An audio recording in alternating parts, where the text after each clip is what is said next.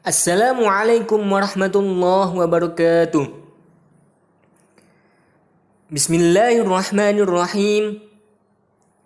Innal hamdalillah nahmaduhu wa nasta'inuhu wa nastaghfiruh.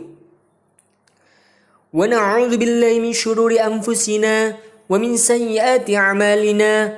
May yahdihillahu fala mudilla lahu wa may yudlilhu fala hadiya lahu.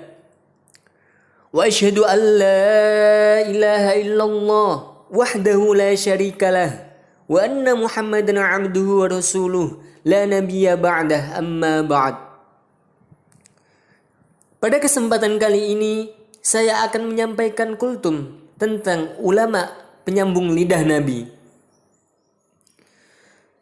Sahabat virtual rahimakumullah, dalam hadis riwayat Tirmidzi dan Abu Darda, Rasulullah sallallahu alaihi wasallam bersabda, "Al-ulama'u warasatul anbiya."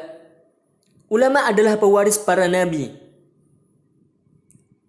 Para ulama semakin langka dan semakin banyak orang yang bodoh yang berambisi untuk menjadi ulama.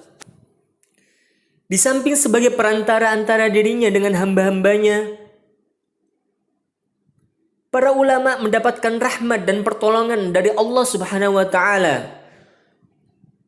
Juga menjadikannya sebagai pewaris perbendaharaan ilmu Allah Subhanahu wa taala. Sehingga ilmu syariat terus terpelihara kemurniannya sebagaimana dari awalnya dahulu. Oleh karena itu, kematian salah seorang dari ulama mengakibatkan terbukanya fitnah besar bagi seorang muslimin. Rasulullah Shallallahu Alaihi Wasallam mengisyaratkan hal ini dalam sabdanya yang diriwayatkan Abdullah bin Amr bin As.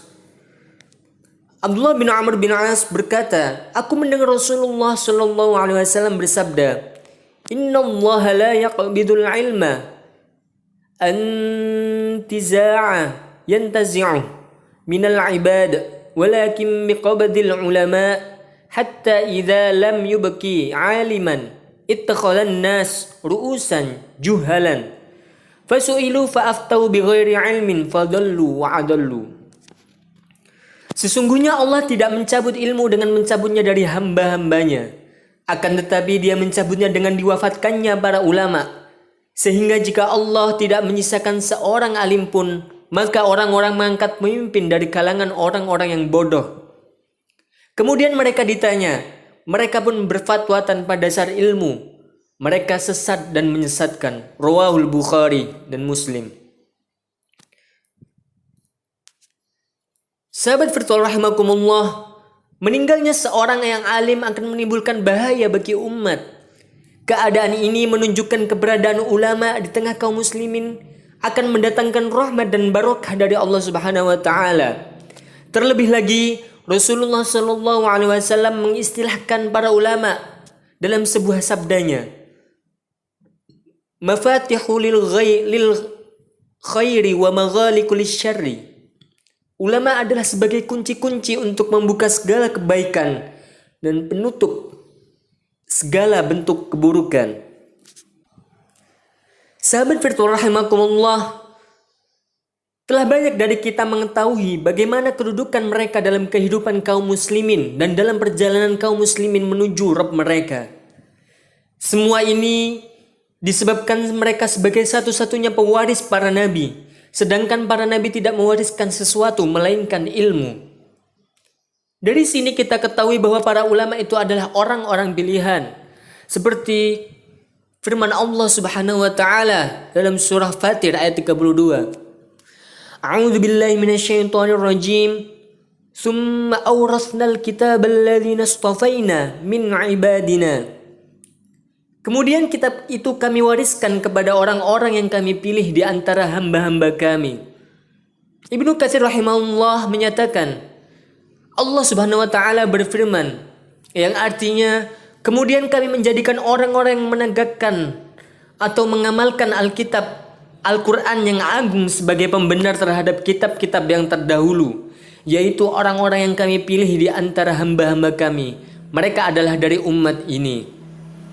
Sahabat virtual rahimakumullah, ada beberapa peranan ulama yang sangat sentral di tengah peradaban. Di antaranya, Ulama adalah pelita dalam kegelapan. Waktu senantiasa mengikuti perjalanan umat manusia, termasuk di dalamnya adalah umat Islam, yang kini telah sampai pada perjalanan yang sedemikian panjangnya. Hari demi hari, minggu berganti bulan dan bulan berganti tahun. Jarak antara mereka dengan zaman risalah semakin jauh. Jarak antara kita dengan zaman keemasan umat Islam jauh berbeda. Orang-orang bodoh akan ilmu sewenang-wenang mengaku mereka adalah pewaris para nabi. Namun Allah Subhanahu wa taala Maha Penyayang terhadap hamba-hambanya dan tidak akan membiarkan para pelaku dan penyebar kesesatan itu merusak agama dan menyesatkan mereka secara menyeluruh. Allah Subhanahu wa taala telah berjanji dalam kitabnya dan di dalam sunnah Rasulnya untuk menjaga agama-agamanya. Allah Subhanahu wa taala berfirman dalam surah Al-Hijr ayat 9. A'udzu billahi minasyaitonir rajim. Inna nahnu nazzalna dzikra wa inna lahu lahafizun. Sesungguhnya kami yang telah menurunkan az-zikr atau Al-Qur'an dan kami pula yang akan menjaganya. Firman lain Allah dalam Quran surah As-Saff ayat 8. Allah berfirman, A'udzu billahi minasyaitonir rajim. Yuriduna liyutfi'u nurallahi biafwahihim wallahu mutimmu nurihi walau karihal kafirun. Mereka berkeinginan memadamkan cahaya agama Allah dan Allah tetap akan menyempurnakannya walaupun orang-orang kafir itu benci. Dalam Quran surah As-Saff selanjutnya Allah juga berfirman, Huwallazi arsala rasulahu bil huda wa dinil haqqi liyudhhirahu 'alad dini kullih walau karihal musyrikun.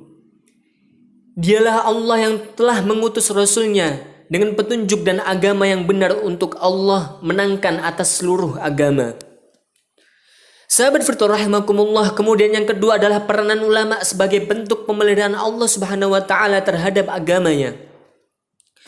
Rasulullah sallallahu alaihi wasallam bersabda, Inna Allah yab'athu fi hadhihi al-ummah ala ra'si kulli mi'atin sanah man yujaddidu laha dinaha. Sesungguhnya Allah akan membangkitkan di setiap awal 100 tahun orang yang akan memperbarui agama umat ini. Rawahu Abu Daud. Sahabat firman rahimakumullah, dalam setiap generasi dan zaman Allah Subhanahu wa taala memilih sejumlah orang-orang yang dikehendaki sebagai pelita dan lentera kegelapan dan perahu dalam mengarungi lautan yang diliputi guncangan ombak yang maha dahsyat, sebagai tali penghubung antara dirinya dengan para hambanya, dan juga sebagai penunjuk jalan, pemandu dalam perjalanan setiap insan menuju Allah Subhanahu wa taala. Mereka adalah para ulama. Sahabat firman rahimakumullah, kemudian yang ketiga adalah kedudukan ulama di mata Rabbnya. Kedudukan mereka dalam agama berikut di hadapan umat merupakan permasalahan yang menjadi bagian dari agama.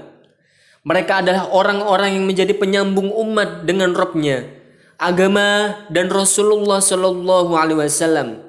Mereka adalah sederetan orang yang akan menuntut umat kepada cinta dan ridho Allah menuju jalan yang dirahmati, yaitu jalan yang lurus.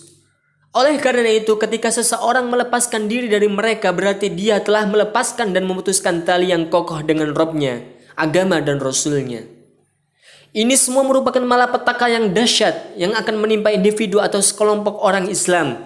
Berarti siapapun atau kelompok manapun yang mengesampingkan ulama pasti akan tersesat dan akan binasa. Dalam Al-Quran sendiri Allah Ta'ala berfirman, Yarfa'illahu alladhina amanu minkum walladhina utul ilma darajat. Allah Ta'ala mengangkat orang-orang yang beriman di antara kalian dan orang-orang yang diberikan ilmu ke beberapa derajat. Quran Surah Al-Mujadalah ayat 11. Sahabat firman rahimakumullah, selain itu Ibnu Abbas radhiyallahu anhu pernah berkata, kedudukan ulama berada di atas orang-orang yang beriman sampai 100 derajat. Jarak antara satu derajat dan yang lain adalah 100 tahun. Dikutip dari kitabnya Tadhkiratus Sami'. Sahabat firman rahimakumullah, dari dalil di atas dapat kita ambil kesimpulan bahwa ulama mendapat tempat yang mulia, Bukan hanya di mata manusia, namun di sisi Rabb-Nya pun sangat dimuliakan. Sampai-sampai Rasulullah Shallallahu Alaihi Wasallam mensejajarkannya dengan penyambung lidah Nabi. Sebagai Muslim yang taat, kita diwajibkan menghormati para ulama, guru-guru, dan orang tua kita. Karena berkat mereka kita dapat mengenyam keilmuan dan mengikuti jejak mereka, jejak Kanjeng Rasulullah Sallallahu Alaihi Wasallam. Demikianlah kultum yang dapat saya sampaikan. Semoga kita senantiasa mendapat ridho untuk mengikuti jejak para ulama. Amin amin ya rabbal alamin.